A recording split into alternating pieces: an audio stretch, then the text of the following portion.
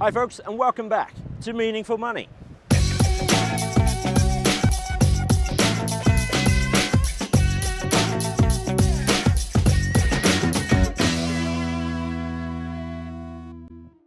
Still here at Rinsey Cove.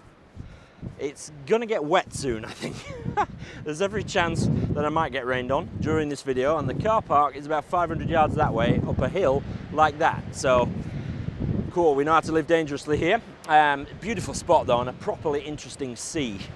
The best of it is there really, but I'm shooting into what's left of the sun if I do that. So, but anyway, enough nattering.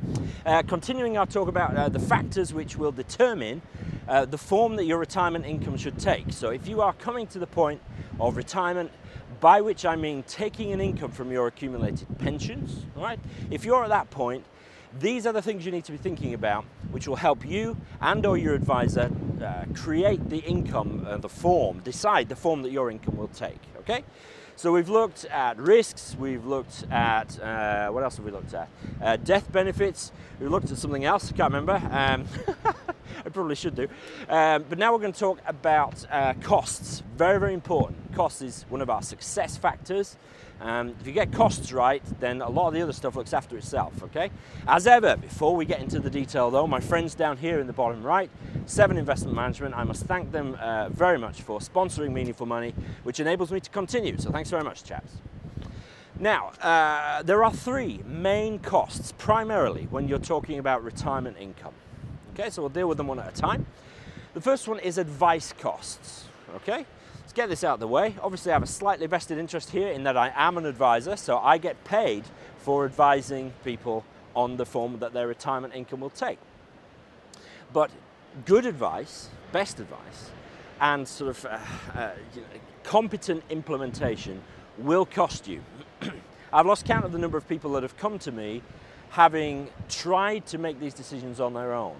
You know, if you are approaching the age when you decided you would take your pension, perhaps when you took out your pension plan 25 years ago, you said, oh, we'll write it to age 65. And maybe you've had a pack from Standard Life or Aviva or whoever, which says, you're approaching your retirement, now is your time to choose. And you have a pack which is about 1.5 inches thick, full of jargon. As much as they try to make it easy to understand, the forms themselves are usually impenetrable for mortal people.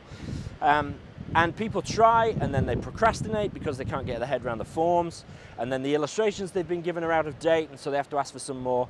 I've lost count of the number of people who have tried and just given up and eventually sought advice. I would say it, I know, but getting good advice is worth its weight, but it will cost you. So consider that, factor that into your calculations and in your thoughts about how to progress, okay? Advice costs, but it is worth it if the advice is good. So seek out, you know, a certified financial planner, a chartered financial planner, somebody who knows what they're doing and has the paper to prove it. Advice costs, but it's worth it. The second cost that you'll need to think about is the cost of the options. So let's just say, we've talked in previous videos about things like guarantees, you know, making sure that your income pays out for a certain length of time. Okay, so even if you die after 1 year, it'll pay out for 10 years in total. Or we've talked about indexation, your income going up. That was the other thing we've talked about, the form your income will take. You know, indexation, where your income goes up every year. We've talked about providing for a spouse or a dependent. All these are options you can bolt on and include in the form your income will take, but they all cost you. So you need to decide which ones are worth it and which ones aren't, and your advisor will help you there by actually putting figures on those costs. So he will or she will be able to say to you, okay, if you provide for your pension to get half your pension, honestly, if you provide for your spouse to get half your pension when you die, that will reduce your pension by so much per year, as against a single life pension, one which is just in your name. So your advisor will be able to put some numbers on it. But the options that you choose, the bells and whistles that you tack onto your retirement income, all of them will cost you. So you need to make sure that they're worth it. And thirdly, you've got, potentially at least, investment costs. Certain of your retirement options, the forms your income can take, will include an element of investment. We'll come back to explain what they are in due course in future videos. But if you opt for one of those investment-backed schemes, then the investment side of it will cost you. And that will affect, in turn, the income that you get from your pension. So, you know, investment costs, it's just another layer of cost you need to factor in. Some investment-backed things come with guarantees, so, you know, your income can never go down no matter what the markets do.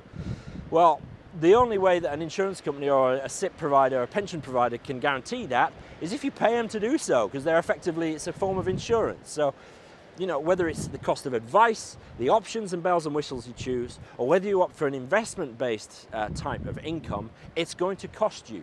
So you need to decide what those costs are. You need to find out what they are, rather, and decide whether they're worth it. But again, it's not the product which matters fundamentally. You need to decide first what you want to happen. You know, what type of risks you might be happy with, what you would want to happen when you die. You know, whether you want the option for your income to increase or your pension fund to increase, whether you want to be able to leave an amount of fund to a spouse or dependent or an income to them. All these options you need to choose first. Costs come after that, because the costs really are determined primarily by the product. And so your advisor will help you sort of navigate those murky waters. Oh, murky waters. See what I did there? Oh, it's like a little link in. It's almost like these are planned, really. Okay, so next we're going to the final of our 5 factors, which is your health. So it's a biggie, it has a big impact. So from a very windy Rincy Cove, where people are waiting for me to finish so they can get past on the footpath, so I better shut up now. Thanks for watching, and I'll see you next time.